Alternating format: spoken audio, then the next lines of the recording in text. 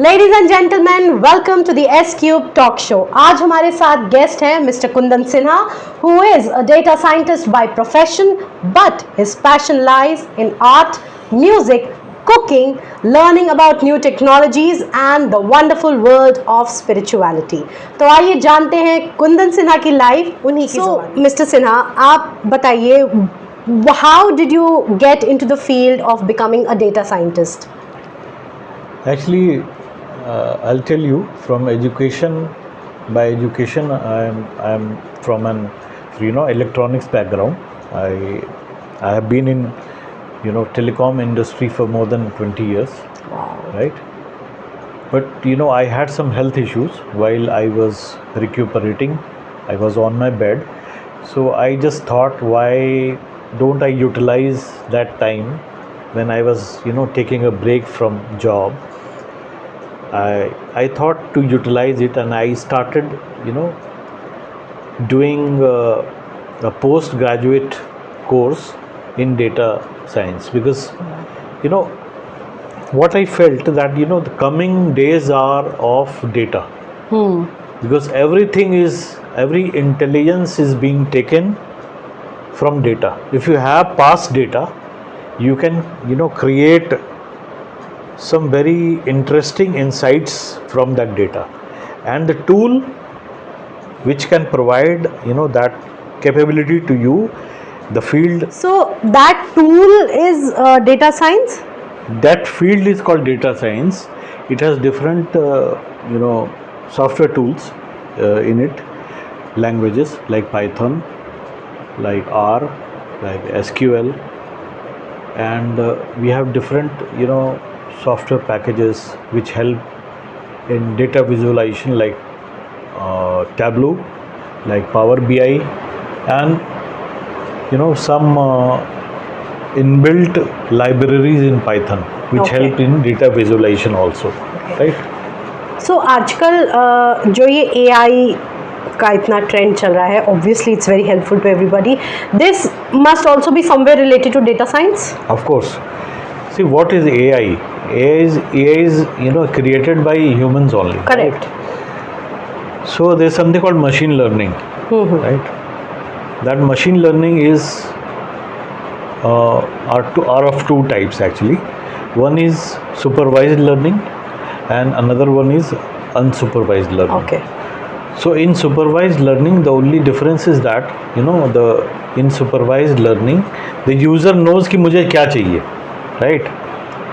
But in unsupervised learning, user को पता नहीं है कि ही जस्ट हैव डेटा. Okay. उसको पता नहीं उसको क्या इंटेलिजेंस निकालना, क्या उसका इंटरप्रिटेशन क्या करना है. So machine helps in finding both the ways. Okay. Now mister Sinha, data science के बारे में, डेटा एनालिसिस के बारे में आपने बताया, तो मुझे ये जानना है, इनफैक्ट आई थिंक हमारे व्यूअर्स को भी जानना होगा, क्योंकि डेटा साइंस बहुत ज़्यादा पुराना नहीं है. It's been around for I think 5-6 years at max. 10 years, yeah, max. So what was it that inspired you to venture into the field of, I mean, you are an engineer, but what eventually happened that you ventured into the field of data science, and also आपकी engineer बनने की कहानी क्या है? देखिए, engineer बनने की कहानी तो ये है कि हमारे ज़माने में जब हम लोग पढ़ा करते थे तो बहुत लिमिटेड स्कोप होता था, या तो इंजीनियर बन जाओ, या डॉक्टर बन जाओ, या सिविल सर्विसेज में चले जाओ. करेक्ट. राइट. तो अब चूँकि हमारे फादर इंजीनियरिंग बैकग्राउंड से थे, तो नेचुरल सा आया कि भाई इंजीनियरिंग करनी है. उनका भी होता था पहले सॉफ्ट स्किल्स, या कोई ऐसा माना जाता था पहले कि अगर आप साइंस नहीं कर रहे हो तो आप कुछ कम हो. कुछ कम हो. आई थिंक जब तक मैं भी पास आउट होके स्कूल से बाहर निकली हूँ, तब तक भी शायद बहुत ही लिमिटेड ऑप्शंस थे कि या तो इंजीनियरिंग कर लो या डॉक्टरी कर लो. मैक्स टू मैक्स जो ऑप्शंस वेंचर आउट होते थे वो लॉयर हो जाता था, या CS हो जाता था उस टाइम पे. तो आर्ट जैसी फील्ड को माना जाता था कि मीडियोकर फील्ड मानी जाती थी. मतलब अगर आपका आर्ट करने का मन है तो आप थोड़ा सा मतलब उस सोसाइटी के नहीं है. तो नहीं है, मतलब करेक्ट. आप फिर लेसर वैल्यू. तो बट ऐसा कुछ होता नहीं है। But All later on, fields are अब equal, I आपको think. अब आपको अब पता है तो कि सभी कुछ बराबरी से चल रहा है। हाँ। There are so many other options in the country now. the matter is whatever you do, you have to excel in that. That is the criteria. That's the only condition actually. That is the only condition. अगर अगर कोई चीज़ का आप master बन जाते हैं तो फिर वो आपके लिए करेक्ट बहुत ही यूज़फुल होता है correct. In terms of your knowledge, financial freedom, सब। तो इंजीनियरिंग की तो मैंने बता दिया कि क्या कहानी है। लेकिन जब मैंने जब मैंने एक्चुअली टेक्नोलॉजी फील्ड में काम करना शुरू किया तब मुझे लगा कि कितना इंटरेस्टिंग फील्ड है ये, राइट। उस समय जब मैंने नौकरी ज्वाइन की थी तो मोबाइल टेलीफोनी आ रही थी इंडिया में। तो मुझे ये अपॉर्चुनिटी मिली कि कैसे मोबाइल काम करते हैं, सीखने का पूरा GSM क्या होता है, CDMA टेक्नोलॉजी क्या होती है, ये सब सीखने का मौका मिला। और वो धीरे धीरे उसका जो ट्रांसफॉर्मेशन है वो देखने के लिए मिला। ट्रांसमिशन टेक्नोलॉजी क्या होती है, पहले क्या होता था कि जो हम ट्रांसमिशन करते थे वो कॉपर की केबल होती थी, जो टेलीफोन चलता था उस पर। हाँ जी। धीरे धीरे वो कैसे चेंज हुआ। अब आपको पता होगा कि जो भी कम्युनिकेशन है वो ऑप्टिकल फाइबर पे हो रही है या सैटेलाइट कम्युनिकेशन हो रही है। करेक्ट। तो ये सब चीज़ें, वो ट्रांजिशन, वो इंडस्ट्री का पूरा ग्रोथ आपने देखी। मैंने देखी। वाह। तो मैं अपने आप को फॉर्चुनेट मानता हूँ कि मैंने वो ट्रांजिशन देखी। और अब ट्रांजिशन ये देख रहा हूँ कि अब ऐसा नेटवर्क्स अलग अलग नहीं है। अब ऐसा नहीं बोलते हैं कि अब जो टेलीकॉम इंडस्ट्री है मान लीजिए और IT इंडस्ट्री है, अब एक कन्वर्ज्ड प्लेटफॉर्म हो रहा है धीरे धीरे। इंफॉर्मेशन टेक्नोलॉजी अब उसका नाम हो गया IT, राइट। पहले होता था टेलीफोनी, राइट। अब जब से इंटरनेट का आया है और जब से इंटरनेट और वॉइस ये दोनों मिक्स हुआ है तब जाके ये कन्वर्ज नेटवर्क हो गया है। ओके। तो अब अब जो प्रोग्रेस होगी उसी में होगी। अब नेक्स्ट आता है कि जो भी हम फील्ड में होते हैं तो वहाँ से डेटा बहुत जनरेट होता है। तो अगर उस डेटा को अच्छे से कैप्चर किया जाए तो जैसे मैंने बताया कि डेटा साइंस अपकमिंग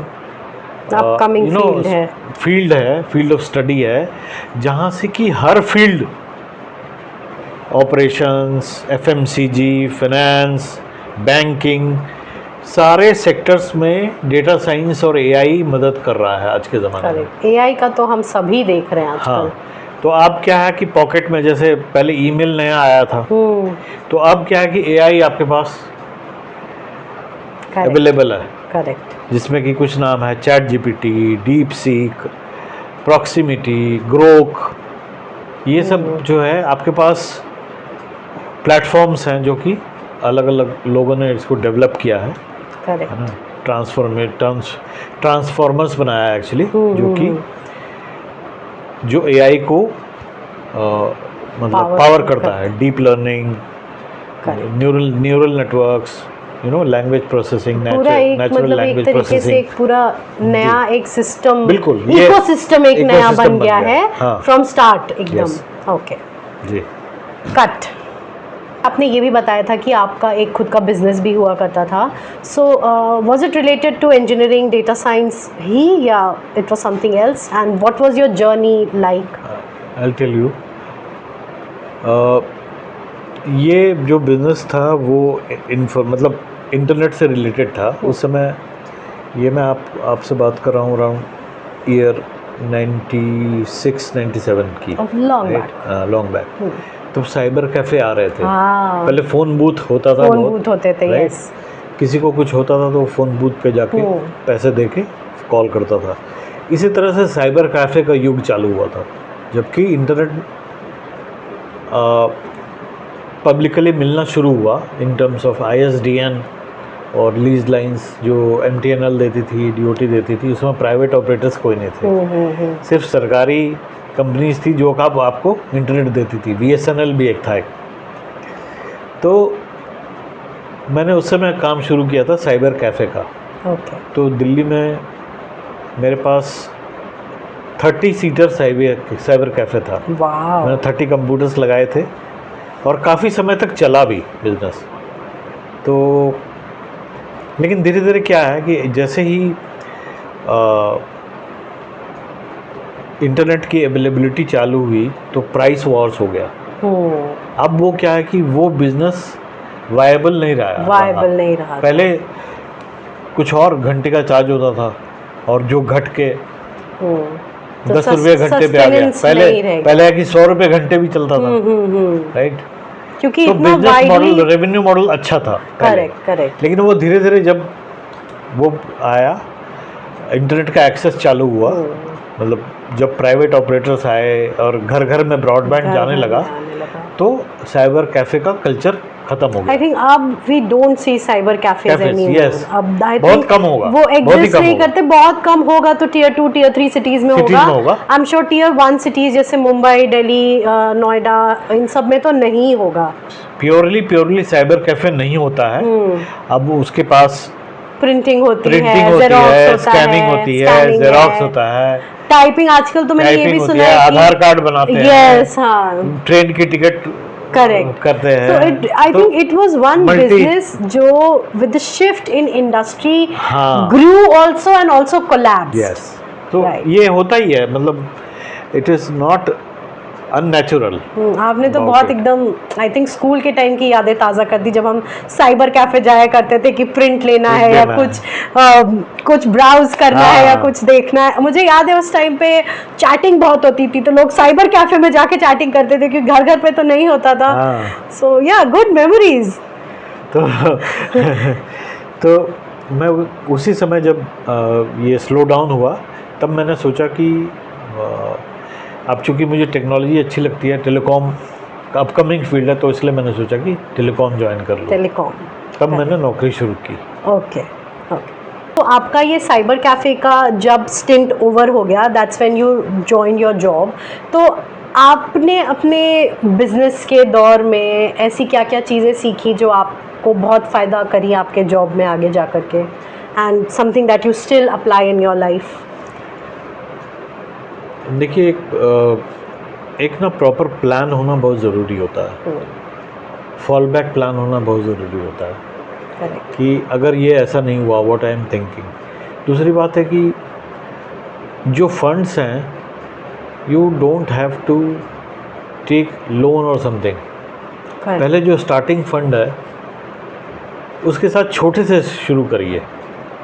मेरा अपना एक्सपीरियंस ये बोलता है कि छोटे से शुरू करिए। अगर आप काम करना चाहते हैं तो छोटे से शुरू करिए, पूरे अपने कैपिटल को ब्लॉक मत करिए, बिकॉज यू नेवर नो कि मतलब कुछ भी मतलब कुछ हो सकता है। मैं ये नहीं बोलूँगा कि आदमी को रिस्क नहीं लेना चाहिए, बट कैलकुलेटेड रिस्क लेना चाहिए। मेरा पॉइंट ये है। So audience please note, risk लेना बुरी बात नहीं है, बट आंखें बंद करके रिस्क मत लीजिए।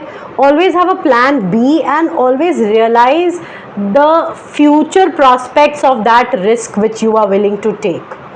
सो कुंदन जी की जर्नी से आप ये बिल्कुल सीखें और इस पे अमल करें कि आपके पास रिस्क लेने की कैपेसिटी कितनी है और आप फॉल बैक प्लान लेके चलते हैं या नहीं लेके चलते हैं। मिस्टर सिन्हा, आप जैसे साइबर कैफ़े के ओनर थे and then you decided to join the telecom industry. So how was your shift from being your own boss to going on to reporting someone and working in an entirely different setup? See, it's all in the mind actually. Okay.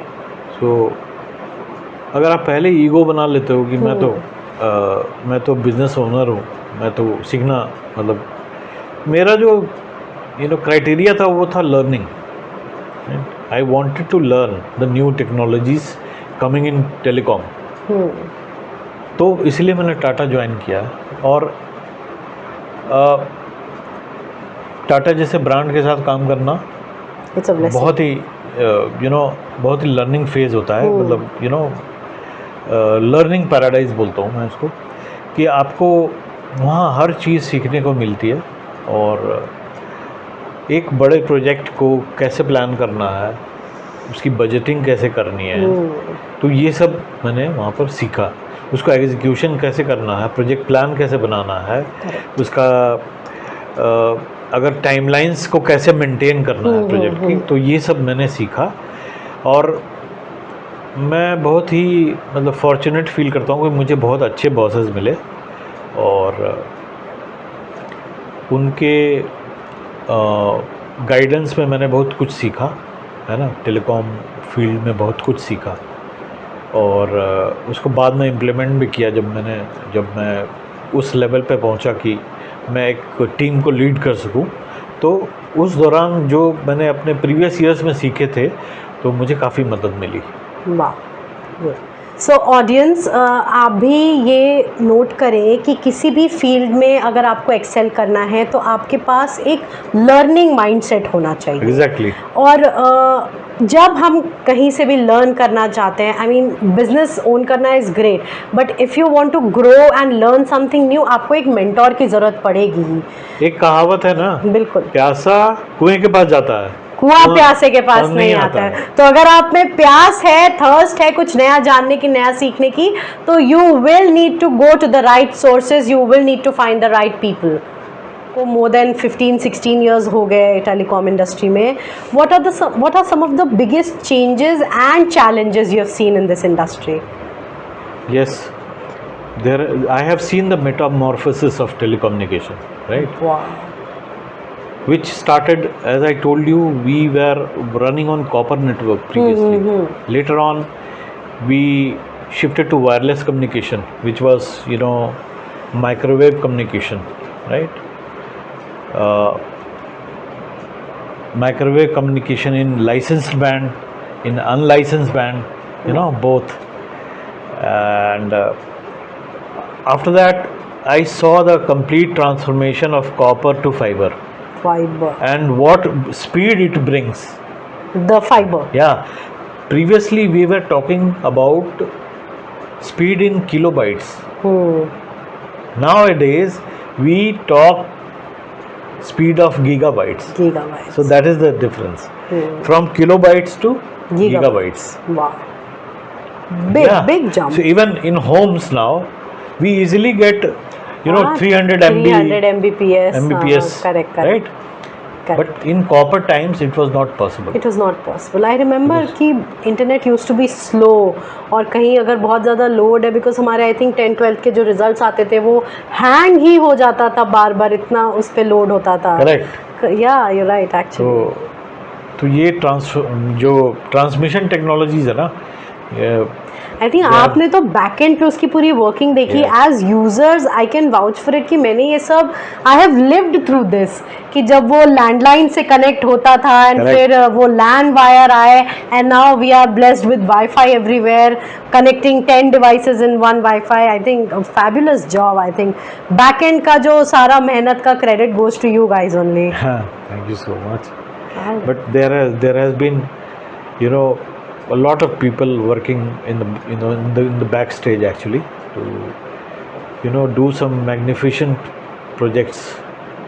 I had the opportunity of doing some very big projects in Tata Tele. If I can ask you, could you reveal any of the big projects that you've worked? Yes, definitely. Sure. So I was the head for connecting Terminal 3 airport of New Delhi. Wow. Right? I completed it. So it was Tata bandwidth going there. I did Firozshah Kotla Stadium. Then I did Auto Expo. Year I think was 2013 or 14. It was done in Greater Noida. Okay. That Auto Expo was done. So we had done all the Wi-Fi work over there. Right? My team was there. And काफी बड़े पैमाने का काम है। I did first Wi-Fi integration of Starbucks. In India. In New Delhi. In New Delhi. Okay. Yeah. Wow. first Starbucks, my team was working there, and I was the leader, and I did the free Wi-Fi, of Tata Teleservices, which was provided at Connaught Place area. Okay. It was a big project given by Tata Teleservices, right? So I remember those. Right. Wow. Thank you so much for sharing that. So how do you keep yourself relevant, updated and motivated after spending almost 2 decades in the corporate world? So the technology world is very fast changing, Okay. right? Every day you can find out, what technologies are coming. Like you must have heard about Starlink coming to India. Yes. That is again a development. So Starlink से ही मुझे याद आया है, my husband is a marine engineer and उसके ship पे अभी recently ही Starlink communication device लगा है, which has made connection and internet much more easier for him. See, what I see, that Starlink is good for remote areas. Okay. Right? But as our government of India has already connected a lot of villages, like the best thing to happen in India in the last 10 years is that we have made big fiber network by BharatNet. They have connected to rural gram panchayat block level. Absolutely. Right? So small villages are connected on broadband. Wow. Yes. On fiber. So reachability is no issue. People can get even the Aadhaar center at our level structure at gram panchayat may have internet bandwidth. So this is there has been a huge progress in the last 10 years, in the infrastructure. Telecom infrastructure in India. Infrastructure as in internet distribution and usability, right? So क्योंकि obviously ये जैसा कि मुझे सुनने से ही बहुत concrete और बहुत intense लग रहा है ये, and I'm sure just like any other corporate employee आपके पास भी ना ऐसे moments आए होंगे जब आपको लगा होगा कि नहीं ये मुझे नहीं करना है, या अब मुझे give up करना है, या अब मुझसे नहीं हो रहा है. See, challenging तो होता है, operations, telecom में operations बहुत challenging होता है, because ये network है, ये कहीं भी कभी भी कोई issue हो सकता है, कहीं fiber कट गई, connectivity down हो गई, तो ऑपरेशंस में काम करने का मेरा एक्सपीरियंस ये है कि आपका फ़ोन कभी ऑफ नहीं हो सकता. तो you can get calls. It was we were not allowed to keep our phone in switched off mode, never. So ये एक हैबिट भी बन गया है. अभी मेरा फ़ोन कभी भी ऑफ नहीं होता, एक हैबिट बन जाता है. तो अभी जैसे आप बता रहे हैं फाइबर कट जाते थे, तो ये मतलब ये क्या, इस टर्मिनोलॉजी को अगर हम डिकोड करें, फाइबर कटना, तो इसका मतलब क्या होता है? फिजिकली कट गया है या कनेक्शन हो गया है? इसका मतलब यही होता है कि जो मान लीजिए कि ए पॉइंट से बी पॉइंट में कनेक्टिविटी बनाई गई है, और फाइबर जो कनेक्टिविटी होती है वो उसको हमेशा रिंग बोलते हैं. ओके. वो रिंग में बनाया जाता है. ओके. रिंग में इसलिए बनाया जाता है कि रिडंडेंसी रहे, एक साइड कट गया तो दूसरे साइड से चलने लगेगा. राइट. ओके. लेकिन कभी कभी होता है कि डुअल फाइबर कट हो जाता है. फाइबर कट क्यों होता है? सड़क का काम हो रहा हो, कोई खुदाई का काम हो रहा हो, कोई इंफ्रास्ट्रक्चर का काम हो रहा हो, कोई एमसीडी या कोई म्यूनिसिपल बॉडी जो है, CPWD, PWD and highway authority, किसी ने वहाँ पर काम किया, खुदाई किया, जिसमें कि फाइबर कट गया. ओके. तो नॉर्मली एक प्रोसीजर है एक्चुअली कि इस तरह की कोई एक्टिविटी होती है तो सबको बताना पड़ता है, इन्फॉर्म करना पड़ता है कि ऐसी एक्टिविटी होती है. लेकिन अनप्लान भी हो जाती है. हाँ, बारिश हो गई, गड्ढा बन गया. इतने तो प्रोसेसेस नहीं मेंटेन होते हैं. कई बार ऐसा होता है, ऐसा होता था पहले आई एम श्योर कि अब आज के दिन में प्रोसेस अच्छे होंगे, फाइबर कट्स कम होते होंगे। हाँ, आजकल सुनने उतना नहीं आता है हाँ, कि अब नहीं होता है। गया है। हाँ। पहले जो है कि ये काफ़ी होता था, जबकि इंफ्रास्ट्रक्चर का काम बहुत चल रहा है ना, मेट्रो का काम चल रहा है, जैसे मैं बोल रहा हूँ मेट्रो की लाइन की काम चल रही है, कहीं पर अंडरपास बन रहे हैं, रोड का चौड़ाकरण हो रहा है, रोड चौड़ीकरण हो रही है। हाँ, तो ये सब में न्यू सिटीज आ रही हैं, तो हाँ, उसके लिए उनको एक्सपेंशन चाहिए। स्मार्ट सिटी का काम चल रहा है। अभी सुनने में आ रहा है यमुना सिटी भी बन रही है, उसका भी आई एम श्योर वही चल रहा है। तो प्रोग्रेस अब इंफ्रास्ट्रक्चर पे वो भी लाती है, मतलब थोड़ा बोझ भी लाती है, लेकिन हमें समय के साथ मतलब इवॉल्व होना है। अब इवॉल्व होना है। और अब देखिए ऐसा है, कुछ प्रोग्रेस होती है तो थोड़ी दिक्कत भी होती है, दिक्कत तो होती है ना। तो हमें क्या ये समझना है कि ये it is happening for good, it is happening. हाँ, yes. So ladies and gentleman, please note, अगर कुछ भी चेंज हो रहा है, कुछ भी प्रोग्रेस हो रही है, it is for your own benefit. So किसी और को कर्स करने से, दोष देने से कुछ नहीं होगा। It's ultimately going to benefit you only. Podcast के शुरुआत में बताया था कि आपने जब डेटा साइंस में एंट्री ली तो आप किसी इंसिडेंट से रिकवर कर रहे थे, आप बेड रेस्ट पे थे, तो आप थोड़ा बताना चाहेंगे what was it related to? हाँ ज़रूर। 2020 में ये घटना हुई थी। मैं अहमदाबाद की एक नई कंपनी ज्वाइन की थी नवंबर 2020 में। एक महीने में मुझे, मतलब वहाँ जो रोल था मेरा, बिजनेस हेड टेलीकॉम वर्टिकल का रोल था, लेकिन एक मुझे यहाँ नोएडा में ऑफिस बनाना था। मैं ऑफिस की सेटअप कर रहा था एक्चुअली, 1 महीने ही हुए थे। तो अचानक से मुझे 9 दिसंबर, मुझे डेट याद है, 9 दिसंबर 2020 को मुझे हार्ट अटैक आया। तो फॉर्चुनेटली क्या है कि मैं टाइम से हॉस्पिटल पहुंच गया और मुझे तत्कालिक मेडिकल इंटरवेंशन मिला, जिससे कि मेरी जान बच गई।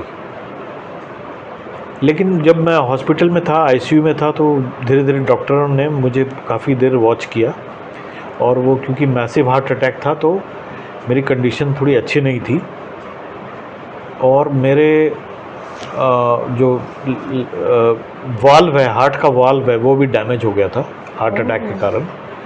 तो मेरा क्रिटिकल ऑपरेशन हुआ, जिसको डॉक्टर ने सजेस्ट किया कि आपकी बाईपास सर्जरी होगी प्लस आपका वाल्व रिप्लेस होगा। तो 2020 दिसंबर में मेरा ऑपरेशन हुआ। बहुत ही क्रिटिकल ऑपरेशन था, अराउंड 10.5 घंटे चला, और जिसके बाद मैं मतलब वापस सक्सेसफुल हो गया मेरा ऑपरेशन। और भगवान की दया से मुझे जीवन का एक नया मतलब एक उसको बोलेंगे कि नई लीज ऑफ लाइफ मिली। ये भगवान का ये आशीर्वाद समझता हूँ। तो उसके बाद क्या हुआ कि मुझे आराम करने के लिए बोला गया, क्योंकि मैं बहुत वीक हो गया था, और मैं ब्रेक में रहा, मतलब वही रिकवर करता रहा, मुझे लगता है 1-1.5 साल। तभी उसी दौरान जब मैं थोड़ी ताकत महसूस हुई, तो मैंने पढ़ना शुरू किया अपने लैपटॉप पे, अपने बेड पे ही, या अपनी कुछ चेयर पे बैठा हूँ, तो कहीं जाना तो था नहीं। करेक्ट। तो मैंने वो डेटा साइंस का प्रोजेक्ट करता रहा अपने चुपचाप। अरे वाह, हादसा तो नहीं था, मतलब इतना मैसिव हार्ट अटैक, फिर सर्जरी, इतना बड़ा recovering time. How did this incident change your outlook on life and health in general? ये देखिए, बहुत बड़ा सबक था मेरे लिए, और इससे मैंने बहुत बड़ी सीख ली। क्या होता है, जब हम यंग होते हैं, जब हम अपने जॉब में बिज़ी होते हैं, डे टू डे लाइफ में, तो हम एक चीज़ बहुत इम्पोर्टेंट भूल जाते हैं, वो है हेल्थ। करेक्ट। आप अपने शरीर को भूल जाते हैं। मैंने जैसे पहले बताया कि मेरा एक्सपीरियंस ऑपरेशंस में है। मैं दिन रात एक तरह से वर्क अल्कोहलिक आप बताइए मुझे, ऐसा हो सकता है कि इतना काम होता था कि मैं खाते वक्त भी काम कर रहा होता था, लैपटॉप मेरा ओपन होता था या फ़ोन पे बात चल रही होती है, हैंड्स फ्री लगा के बात कर रहा हूँ। तो बाद में मैंने ये सीखा कि आपका हेल्थ जो है वो प्रायोरिटी होना चाहिए, प्रायोरिटी, क्योंकि हेल्थ आपका सही रहेगा तभी आप जीवन में कुछ कर पाओगे, चाहे फैमिली के लिए, चाहे अपने लिए, चाहे अपने रिलेटिव्स के लिए, चाहे अपने फ्रेंड के लिए, चाहे अपनी कंपनी के लिए, चाहे अपनी कंट्री के लिए। सो वो जैसे कहावत है ना, जान है तो जहान है तो जहान है। बिल्कुल। तो मैं व्यूअर्स में ये बताना चाहूँगा यंग लोगों के लिए जो जॉब में जाते हैं, भैया जॉब ठीक है, मतलब आपको वो फाइनेंशियली आपको हेल्प करती है, आपकी सैलरी आती है, लेकिन उसके लिए आप लोग अपने हेल्थ को कभी भी दांव पे मत लगाना, क्योंकि ये बाद में जब आपकी एज बढ़ती है तब आपको शरीर बताना शुरू करता है कि तुमने मुझे मिसयूज़ किया है। तो ये अपने हेल्थ सबसे पहला, एक बोलते हैं ना स्वस्थ शरीर स्वस्थ दिमाग, यही बात है कि आपका शरीर स्वस्थ है तभी आपका स्वस्थ दिमाग है। तो मैं यही मानता हूँ कि मैं, और ये सलाह, मेरा एक्सपीरियंस ये है, मेरे जीवन का अगर कुछ सीख लिया जाए तो मैं ये सीख देना चाहूँगा कि अपने स्वास्थ्य पे ध्यान दीजिए। एक्सरसाइज, माइल्ड एक्सरसाइज, जैसे भी आपको अच्छा लगता है, माइल्ड वॉकिंग, स्विमिंग, साइकिलिंग, लेकिन अपना फिज़िकल एक्सरसाइज हमेशा बनाए रखिए और खान पान पे भी थोड़ा कंट्रोल रखिए। अगर शुरू से ही आप थोड़ा कंट्रोल रखेंगे तो लेटर ऑन जब आपकी उम्र बढ़ती है तब आपको तकलीफ़ नहीं होगी। Absolutely true. I think that's wonderful advice. तो आपने इसके बाद अपने लाइफ में, अपने रूटीन में क्या क्या पॉजिटिव चेंजेस लाए जो आज आपको बेनिफिशियल हो रहे हैं? मैंने सबसे पहले यही सोचा कि अगर ईश्वर ने मुझे दूसरा मौका दिया है तो इस मौके को पूरा अच्छे से पूरा जीना है। तो मेरी जो सोच है वो ऐसी थी कि मैं सब कुछ सोचता था लेकिन अपने बारे में नहीं सोचता था, राइट। तो एक बहुत इम्पॉर्टेंट चेंज ये हुआ कि मैं हूँ तभी कुछ है, अगर मैं सही हूँ तभी मैं कुछ कर पाऊँगा किसी के लिए। अगर मेरा ही तबीयत ख़राब है या मैं डाउन हो जाता हूँ, उसके बाद फैमिली को देखने वाला कोई नहीं होगा अगर मुझे कुछ हो जाता है। तो इसलिए आदमी को समझना चाहिए कि आपका हेल्थ बहुत इम्पोर्टेंट है। तो इसलिए मैंने अपनी दिनचर्या में बहुत ही चेंजेस लाए। अब मैं अपने लिए समय देता हूँ। सुबह का समय मेरे लिए होता है जब मैं 1 घंटे पार्क में वॉक करता हूँ या कहीं भी वॉक करता हूँ, जिससे मुझे अच्छी एक ताजगी और मेरा स्ट्रेंथ आता है वापस। उस दौरान मुझे सोचने का भी मौका मिलता है, बिकॉज अकेला रहता हूँ।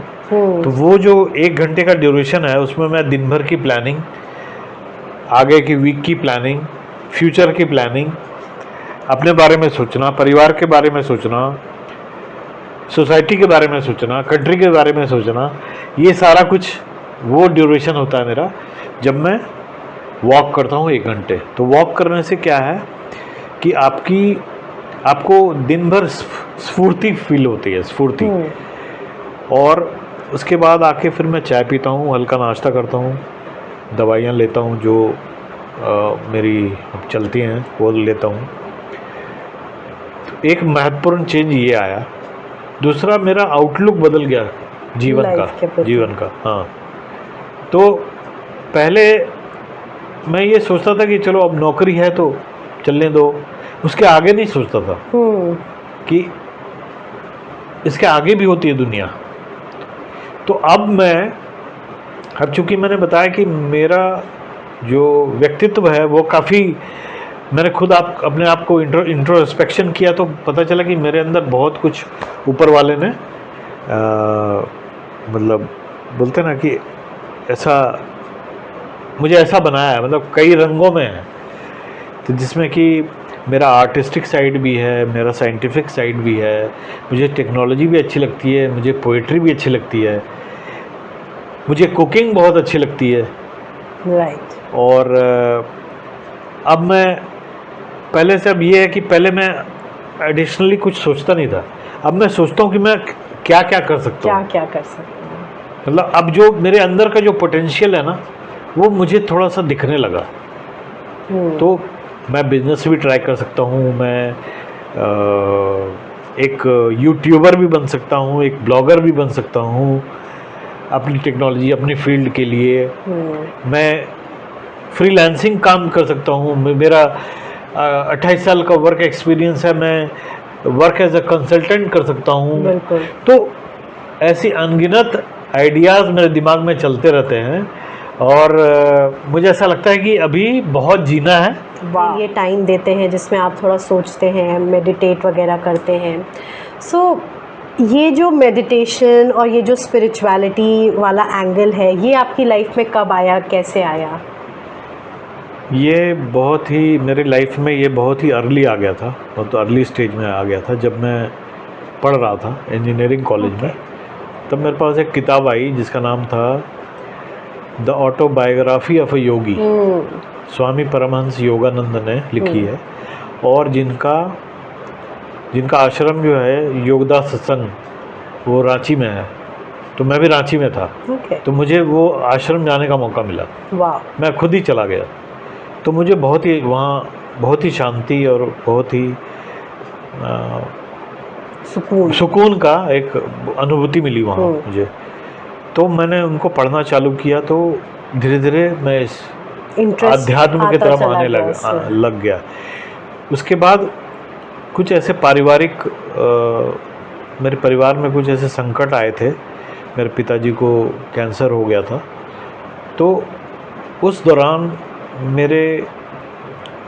उस समय मैं यंग ही था, 20s में था, तो एक कौतूहल आ गया कि इतना सारा स्ट्रगल क्यों है मतलब जीवन में। तब मैंने अलग अलग धर्मों के बुक्स को पढ़ना शुरू किया, जिसमें कि Bhagavad Gita, complete works of Swami Vivekananda, Ramakrishna Paramhansa, Acharya Rajneesh Osho, Judaism, Zoroastrianism, Buddhism, Jainism, इस्लाम, मैंने सबका स्क्रिप्चर, सबका बुक्स पढ़ना चालू किया। लेकिन आपको एक बात बताऊं कि मैं जितना पढ़ता जाता था ना, उतना कंफ्यूज होता जाता था। तब किसी तरह मुझे थोड़ा मेडिटेशन के बारे में पता चला। जब मेडिटेशन मैंने करना शुरू किया, तब मुझे बहुत कुछ आभास हुआ, और तब से ऐसा आप कह सकते हैं कि मैंने इतना डीपली मेडिटेट किया। अपने जब यंग था, मैं स्टूडेंट था, उस समय मुझे अकेले रहने का भी अनुभव हुआ, तो मैं मेडिटेशन करता था, तो मैं घंटों रह जाता था मेडिटेशन में।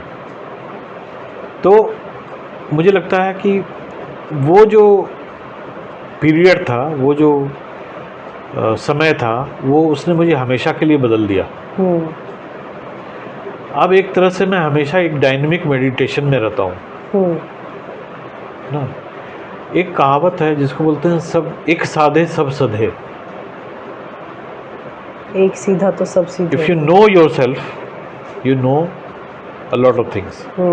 तो आदमी का जीवन जो है ना, ये मुझे ऐसा लगता है कि आदमी कुछ खोज में रहता है हमेशा।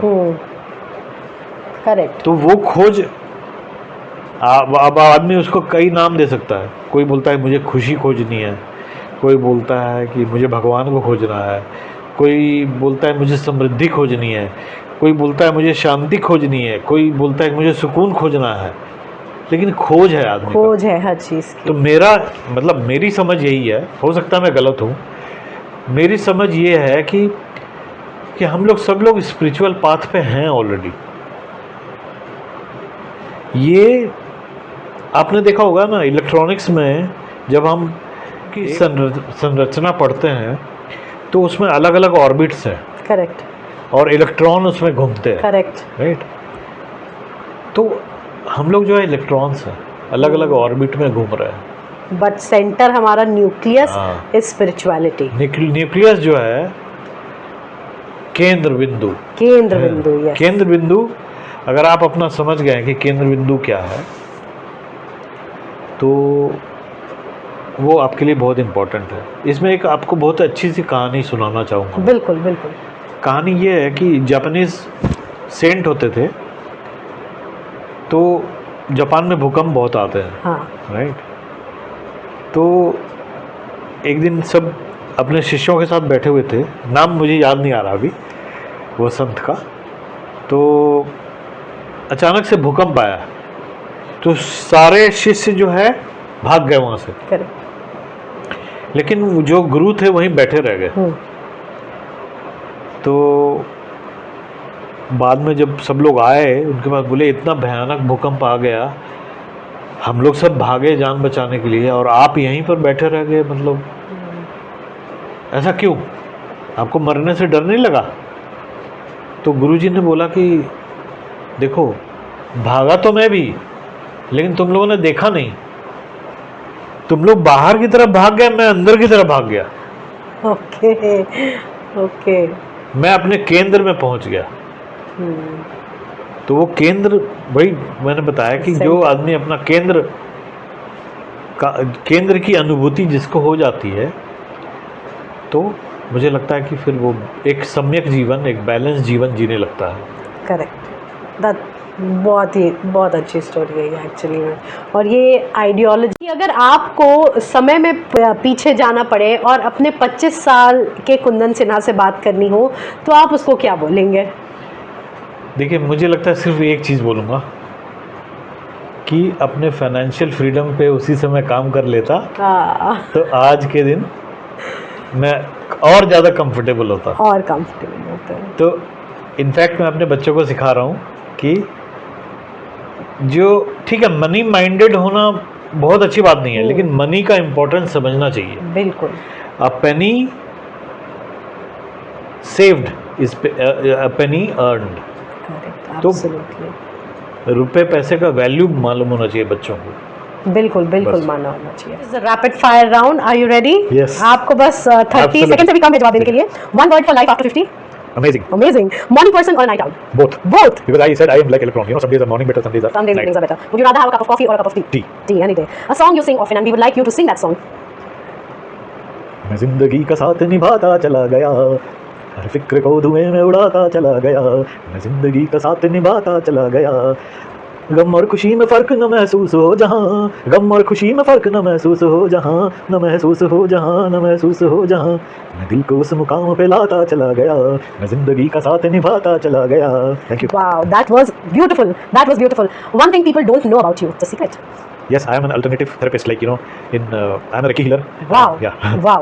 So you're a Reiki master? Yes. Oh, brilliant. So ladies and gentlemen, आपको अगर Reiki healing चाहिए तो please contact Mr. Kundan Sinha. हम इनको tag कर देंगे अपने पेज पे. You are most free and more than welcome to please take his services.